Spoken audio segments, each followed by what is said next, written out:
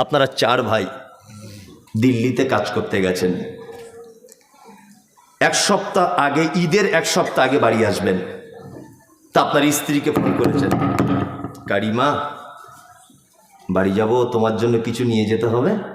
বলছে আমার জন্য একটা লাল টকটকে শাড়ি আনবে, মেয়ের জন্য একটা চুড়িদার, ছেলের জন্য জিন্স প্যান্ট, আর মনে করে আমার বোনের জন্য 2টো চুড়িদারের কাপড়ে নাও, মানে ওর শালির জন্যে।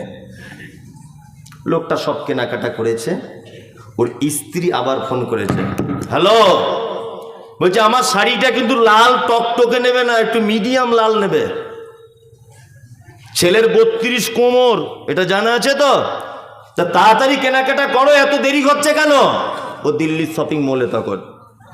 ছেলেটা তখন বলছে তোমাদের সবার জন্য কেনা রেডি, শুধু ঈদের দিনে আব্বা একটা পাঞ্জাবি কিনছে, আব্বার জন্য একটা লুঙ্গি, মায়ের জন্য একটা ব্লাউজ, একটা শাড়ি। তখন নদিয়ার জানকীনগরের মেয়েটা বলছে, কেন প্রত্যেক বছরে তুমি কেন তোমার আব্বা মায়ের জামা কাপড় দিতে যাবে? তোমার 4টে ভাই চোখে দেখতে পায় না? বাড়ি চলে এসো, কিনতে হবে না। ও বইয়ের কথা শুনে কাঁপতে কাঁপতে ট্রেন ধরে বাড়ি চলে এসেছে।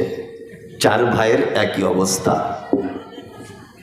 ঈদের দিনে সকালবেলা মসজিদের মাইকে তাকবীর হচ্ছে, আল্লাহু আকবার, আল্লাহু আকবার, লা ইলাহা ইল্লাল্লাহ, আল্লাহু আকবার, আল্লাহু আকবার, ওয়ালিল্লাহিল হামদ। তাকবীর হয় না?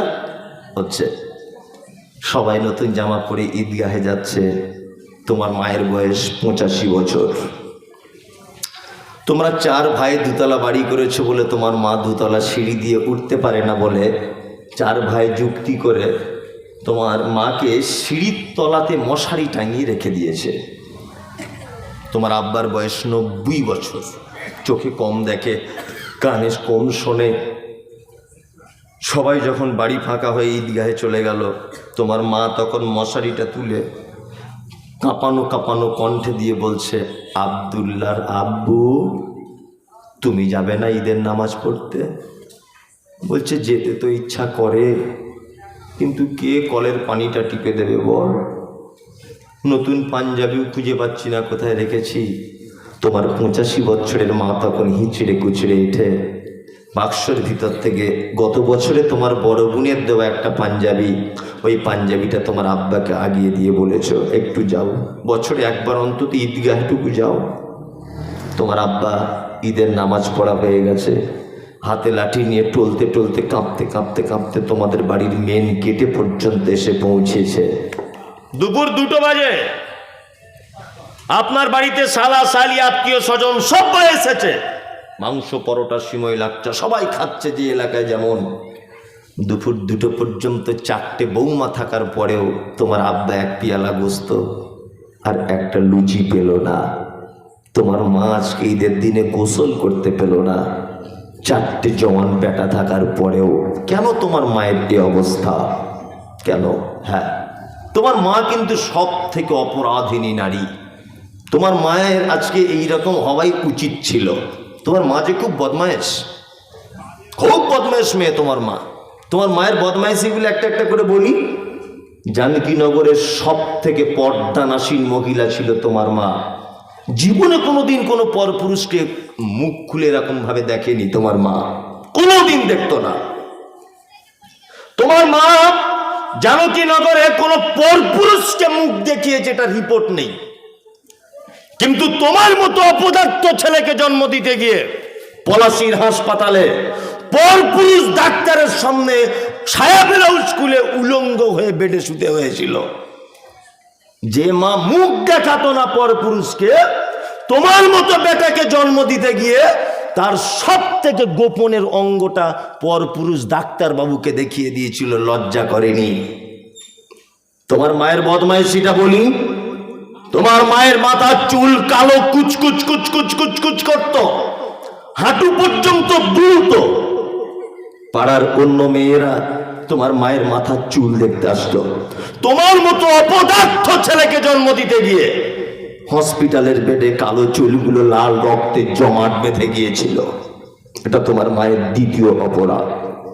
তোমার মায়ের তৃতীয় নম্বরের অপরাধ, তোমার মা ছিল ভীতু প্রকৃতির নারী, জীবনে কোনোদিন হাতে ইঞ্জেকশন পর্যন্ত দিতে পারতো না, এত ভয় করত।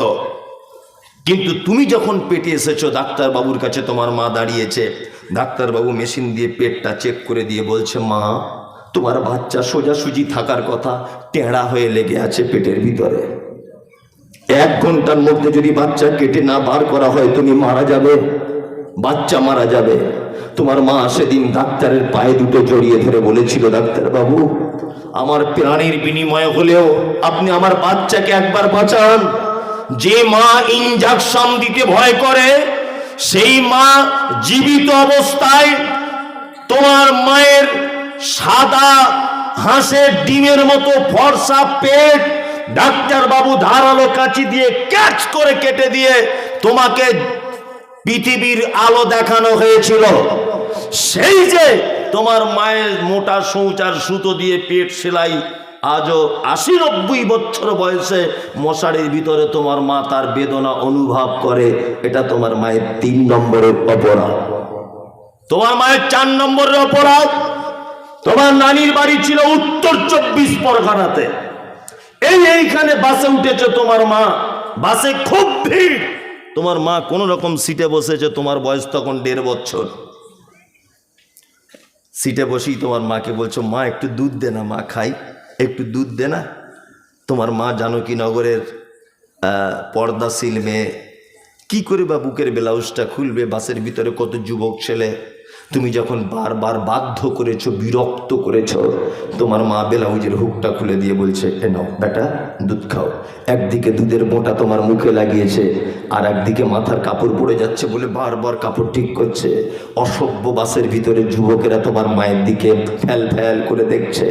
তোমার মা যদি সেদিনে একবার যদি বলে দিত, বেটা বাসের ভিতরে কি করে ব্লাউজ খুলবো, খুব লজ্জা করছে। তাই মমতাজুল ইসলাম বলছি, তোমার কচি কণ্ঠনালী আটকে তুমি সেদিন মারা যেতে। চিকিৎসা বিজ্ঞানীরা বলেন, প্রত্যেক দিন একটা মা তার বাচ্চাকে 8 বার করে দুধ পান করায়। একবারে 250 গ্রাম দুধ পান করাতে হয়। কোরআনের ভাষা 30 মাস দুধ পান করতে হয়। 50 টাকা যদি দুধের কেজি হয়, একটা বাচ্চা তার মায়ের 90,000 টাকার দুধ পান করে। শুধু 90,000 টাকার তুমি দুধ পান করেছো তোমার মায়ের। তোমার আব্বাকে জানো?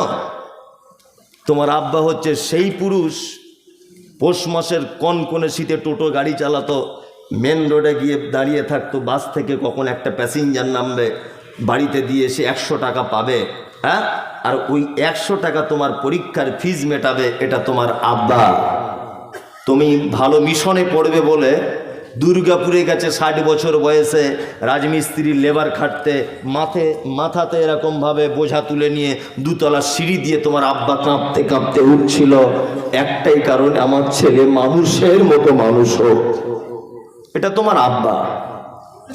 কোরআন এদের মর্যাদা বাড়াতে বাড়াতে এই কথা বলেছেন, ইয়াসআলুনাকা মাযা ইউনফিকুন কুল মা আনফাকতুম মিন খাইরিন ফালিল ওয়ালিদাইন ওয়াল আকরাবিন ওয়াল ইয়াতামা ওয়াল মাসাকিন ওয়া বনিস সাবিল ওয়া মা তাফআলু মিন খাইরিন ফাইন্নাল্লাহা বিহি আলিম। আল্লাহ সুবহানাহু ওয়া তাআলার কাছে আল্লাহ সুবহানাহু ওয়া তাআলা পবিত্র কোরআনে বলছেন, ইয়াসআলুনাকা মাযা ইউনফিকুন। নবীকে জিজ্ঞাসা করা হচ্ছে, নবী আপনি বলুন সারা পৃথিবীতে যত টাকা পয়সা আমরা খরচা করি, উত্তম খরচা করার জায়গা কোনটা? আল্লাহ তারপরে জবাব দিচ্ছেন, কুল মা আনফাকতুম মিন খাইরিন ফালিল ওয়ালিদাইন। তুমি তোমার পিতামাতার জন্য যে খরচাটা করো, এটা হচ্ছে সব থেকে উত্তম খরচা। মোবাইলটা বন্ধ করুন ভাই, মোবাইলটা বন্ধ করুন। কি বললাম বুঝলেন? আপনি মাদ্রাসায় দান করলেন 100 টাকা, 100 নেকি হতে পারে। 2 মসজিদে দান করলেন 200 টাকা, 200টা নেকি হতে পারে। কিন্তু আজকে এখন এখান থেকে বাড়ি যাওয়ার সময় আপনার মা শীতকালে নামাজ পড়বে, যদি 100 টাকা দিয়ে একটা ওড়না যদি কিনে নিয়ে যান, ইনশাল্লাহ 1 লক্ষ নেকি হবে। কোথায় জান্নাত খুঁজছেন?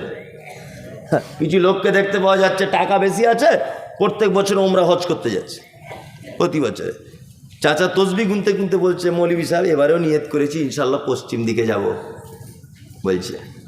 আর মা 3 মাস পরে পরে পালি সিস্টেমে ভাত খায়। হাজি সাহেব খুব সাবধান, খুব সাবধান,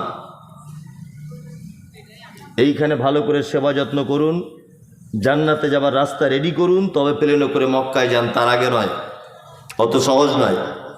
আপনি ভাববেন না মনে হয় টাকা আছে বলি মক্কা থেকে ঘুরে এলাম আর জান্নাত আমার রেজিস্ট্রি করা হয়ে গেল, অত সহজ নয়। কি বললাম বুঝলেন? আগে এই জান্নাত ঠিক করুন, তবে ওইখানে জান্নাত। অত সহজ নয়। পিতামাতার সঙ্গে সদ্ব্যবহার করবেন ইনশাল্লাহ, ইনশাল্লাহ, ইনশাল্লাহ।